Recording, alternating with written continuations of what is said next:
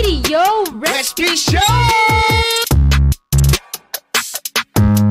Hi, welcome back everyone to another exciting episode of Radio Recipe Show. I'm your host today, Attorney Nikki, and today we're diving into a topic that's close to the hearts of many aspiring entrepreneurs, the legal aspect of starting a business in the Philippines. Before we dive into our discussion today, I'd like to introduce our esteemed guests. Kasama natin today ang dalawa sa exceptional lawyers of Respicio & Co. Law Firm. Hi, I'm Attorney Gonzalo. And Hi guys, Attorney Renz. okay, ready na ba kayo to help our listeners navigate the legal landscape of starting a business in the Philippines? Yes. Let's start with the first question. Okay, what's the first legal step someone should take when they decide to start a business in the Philippines? The first step is first to determine what type of business you're gonna engage in, because of course, that's gonna determine the requirements na haharapin ng business ninyo, no? Specifically for our foreigner friends who wish to invest in the Philippines by establishing a business or partnering with the Filipino in a business, it's important to first determine what type of business you're gonna engage in. Because for our foreigner friends, depending on the list prepared by our government, there may be restrictions on foreign ownership. So I think that's the crucial first step. Ascertain first specifically what type of business you're gonna dabble in, and then of course be prepared for any eventuality in case mag-expand sila, no, dapat na-account din nila yun. Yes, okay. What about you, Attorney RJ? Definitely yung nature of business, important yun.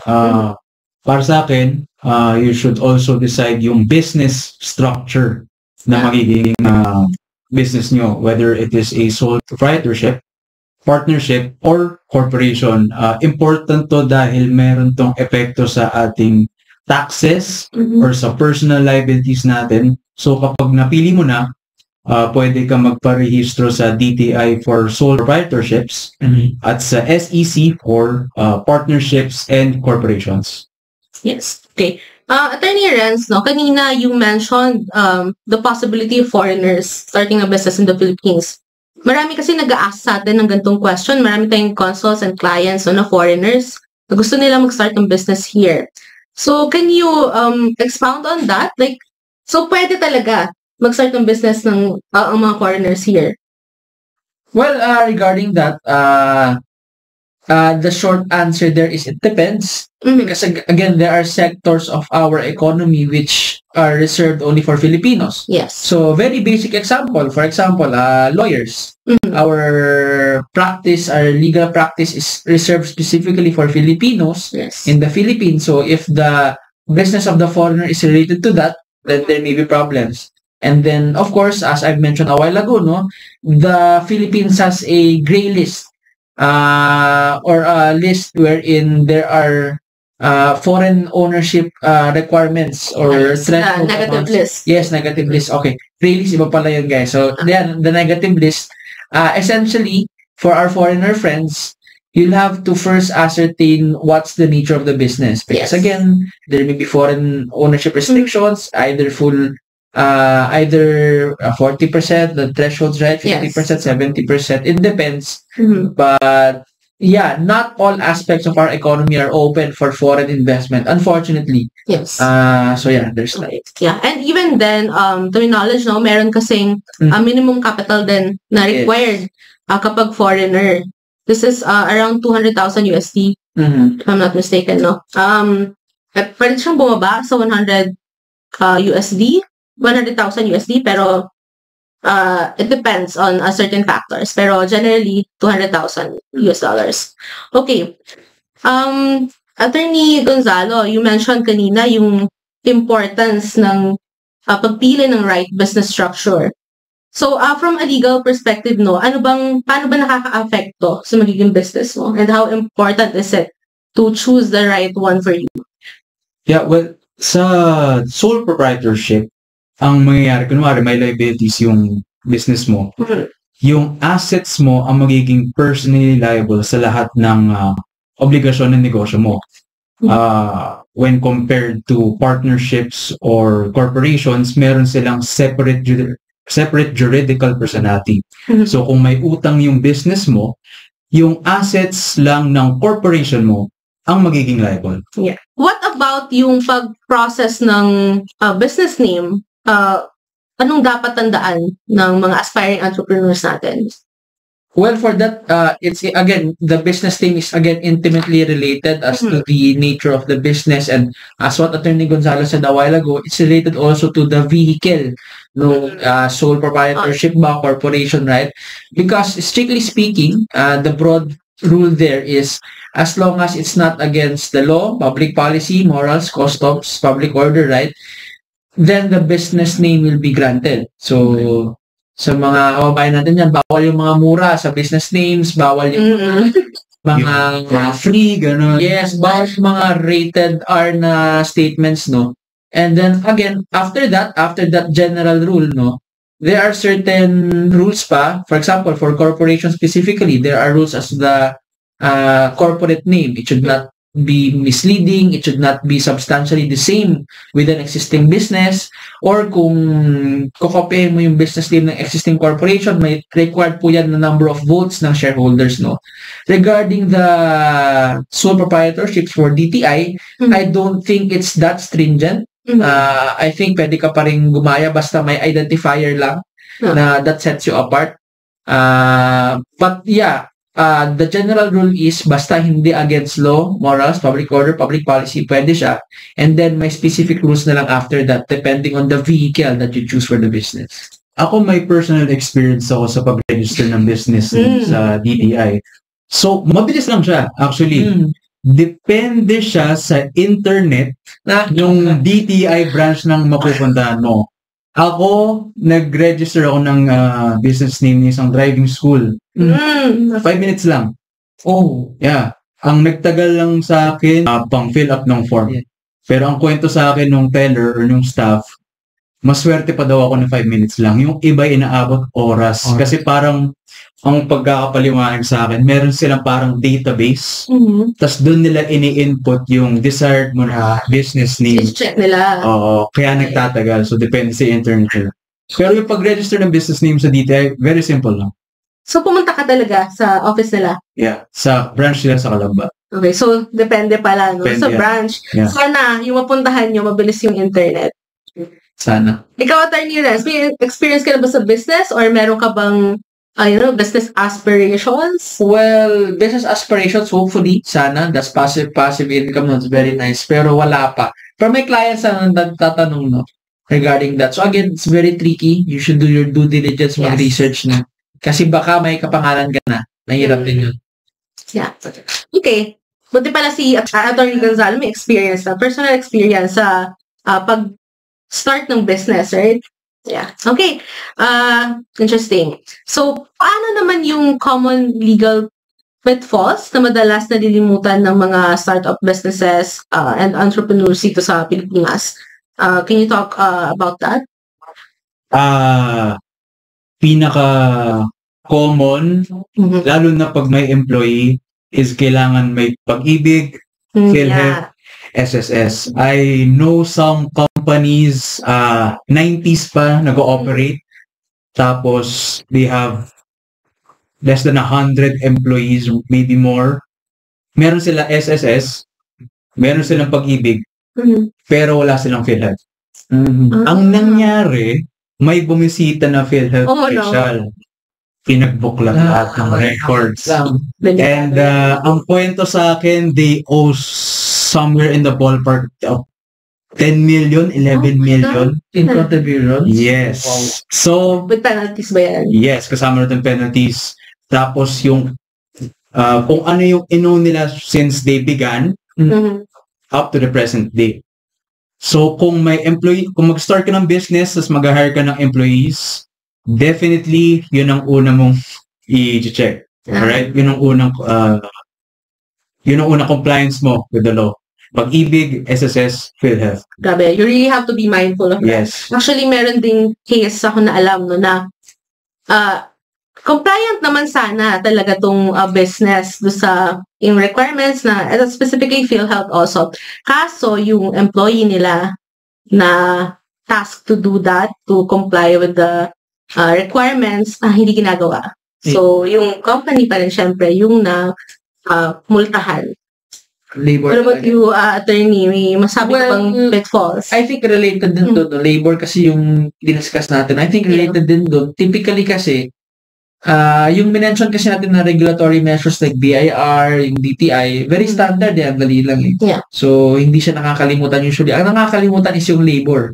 Kasi, hindi ganun ka-visual, hindi ganun ka on our face yung labor laws natin. So, yung pinaka na-experience ko so far is yung there are small businesses, hindi sila ganun ka-mindful sa pag-create ng employment contract. Yeah, that's true. So, hindi sila makapag-account for, misdemeanors, hindi na ma-define yung kahit yung duties and responsibilities. And ito, yung pinakamalala, yung nature, kung regular ba siya, kailan siya magiging regular. Hindi siya na-define ng maayos, kaya kapag nagkaroon ng labor issue, syempre nakapirma na yung empleyado dun sa kontrata, ang hirap ng hanapan ng loophole. Or, sobrang daming loophole, talo sa employer. So, yung labor aspect talaga, you should really create a bulletproof, na labor contract that will account for any eventuality. Yun yung nakakalimutan usually ng business owners. Actually, marami na rin ako nakitang ganyan na sa labor contracts talaga, sa employment contracts talaga nagkakatalo, no? Kapag naghanap ka na kasi ng remedy, nagkaroon ng problema, wala dun sa contract. Hindi na-address ng contract yung problema nyo, no? Ang usually common dyan, sabi ng employer, probationary lang yung employee. Pero, wala naman nakalagay sa contract kung probationary siya. So, ang default, ang presume ng law, regular. Tapos, ang mangyayari, finire. Walang twin notice, walang notice to explain, walang notice of termination. Doon siya makakasuhan ng illegal dismissal. Yan ang pinaka-common. Which malaki. Medyo malaki. Kaya make sure to comply agad, no? Speaking of employees, what about employment contracts? No? What about other contracts, suppliers or clients, contractors? How important is it to put that in place? Well, I think contracts in general, not just labor contracts. I think yun yung kailangan tutukan ng ating business owners because again, just to remind everyone out there, yung friends natin na business owners, yung contract natin, it will be treated as the law between the parties. Yes. So, for example, may mataas na interest. Kapag hindi siya sobrang egregious, sobrang lala, the court will be bound to respect that. So, for example lang yun, no? So, as early as the commencement of the business, kahit kontrata yan ng distributors natin, no? Let's ensure na mapapanindigan natin yung obligations natin under the contract. Yeah. So, I think yun yung ini-ignore kasi parang ang inisip kasi, okay lang yan, babaguhin na lang down the road. Hindi pa nangyayari yun. Dapat explicit yung intent ng dalawang party sa kontrata na baguhin yung contract. Without that, hindi po pwedeng unilateral. So, I think yung terms and conditions tutukan. And if I may just offer a specific piece of advice, no, mag-build in kayo sa kontrata nyo, whether that's with the suppliers, ng mechanism to resolve the contract or amend the contract without going to court. Usually kasi walang ganun, so automatic court. Pero kung may mechanism na, for example, arbitration, mediation, mas maganda siya, mas makaka-minus ng gastos. Oo, pag na-layout mo na talaga yung gusto mo mangyari, in the future kung magkaroon man ng problems or not, alam mo agad kung anong gagawin. What about you, Attorney Gonzalo? Since may experience ka sa business, how do you make sure na yung contracts na ma-involve yung business mo is fair and syempre hindi ka dehado? Ang golden rule ko dyan sa paglagay ng paggawa ng mga contracts with suppliers or kahit tingin mo hindi mangyayari. Yes. No? Parang hindi naman siguro ito mangyayari. Hindi naman siguro mag-abscond ng payment. Hindi naman ito siguro ilagay nyo pa rin. Mas maganda na mahaba yung contract nyo, exhaustive kaysa sa maikli lang at simple. Yeah, tas kulang ko lang. Kasi doon nagkakatuloy. Kasi pag simple yung contract mo, prone yan to interpretation. Yes. Pag prone yan to interpretation, syempre tao naman tayo. Meron tayo iba't ibang opinion, iba't ibang interpretation. Doon nagsa-start yung away. That's true. Yeah. So you have to be very clear and specific. Okay. Next naman, can you explain yung basic tax obligations para sa mga bagong negosyo sa Pilipinas? And what do they have to prepare? Yes, sakit sa ulo ang tax. So again, the tax would largely depend on the type of vehicle. Again, guys, no, kung sole proprietorship or partnership, no, magdedepende yung tax. So, siguro, it's better to speak on general terms, no? Yeah. Meron po kayong tax against the national government, yung kinokolekte ng BIR, pero, hindi po porket may kinokolekta si BIR, wala na rin kokolektahin ng ating local government units. Nakakalimutan po kasi usually yun. So, aside sa clearance sa BIR, meron ding clearance for the tax ng local government units natin. No, may business tax and usually may mga mayor's permit yan na binabayaran, no? So, again, depende. For corporations, of course, may corporate income tax tayo. Meron tayong branch remittance tax. Depende sa magiging type of profit, no? For regular type of businesses, which is yung mga MSMEs natin, typically, magbabayad sila ng kanilang income tax, no? Sa BIR, may form naman dyan. And then, more than that, meron ding ina-assess na tax itong local government units natin. So, depende po yung tax liability natin dyan. Pero, ang magandang update natin ngayon for our business owners, no? Kasi dati, dapat kung saan ka na Revenue District Office, dun ka lang magbabayad, no? So, may policy na po yung BIR natin ngayon na file and pay anywhere. So, yung taxpayers po natin pwede na mag-file ng tax returns and pay taxes at any authorized agent bank or any revenue bank. Yes, any Revenue District Office, no? Tapos, because of that, natanggal na rin yung 25% surcharge on wrong venue filings. Kasi dati, kapag wrong venue ka, may liability, may bawas, no? Under this effort natin, no, this year lang, pwede lang bayad anywhere and sa partner banks, no? Hindi po lahat ng banks, may partner banks lang yung BIR. So you have to check that. Yes. At least, no, parang centralized na yung system natin ngayon. Yes. And less hassle na for the business owners. What about you, Attorney RJ? Experience ka ba dito since you have a business? Comply kayo. Usually kasi tamad ako eh. So sa corporation, pagbabayad kami ng tax, na lang, optional standard deduction. So 40% na gross income. Kasi pag kayo, pwede naman kayo mag-itemize deduction, pero ililista nyo lahat ng business expense nyo, kailangan nyo rin ma-prove na it is reasonable and it is necessary for your business. Tapos, syempre, doon mo babawasan yung babayaran yung tax. Pero again, medyo matugo yun eh. Kasi yung OSD, ano na siya, straightforward. Yung resibo na lang. 40% ba? Yeah, 40%. Standard na yung 40% reduction. Okay, so at least you're aware, no, na meron pang other options yung pagbabayad ng tax. Hire an accountant, guys. Yeah, tama. Para wala kayong mamiss, no? Yes. And especially yung mga deduction sign din. Napakahalaga niyan, lalo para maiwasan yung penalties, no? You have to comply talaga with the tax implications and yung obligations you to pay. Lastly, no, ano yung mga, just a last reminder, ano yung mga documents na kailangan meron yung mga business, bagong business owners natin para sure sila na compliant sila sa rules and regulations?